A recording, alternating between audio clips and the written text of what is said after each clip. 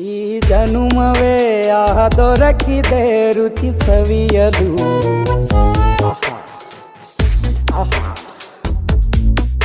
ಈ ಜಗವಿದೆ ನವರಸಗಳ ಉಣಬಡಿಸಲು.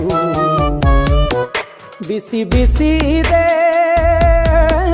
ಬಿಸಿ ಬಿಸಿ ಇದೆ ನಳಪಾಕ ದಿನ ದಿನ ನೂತನ.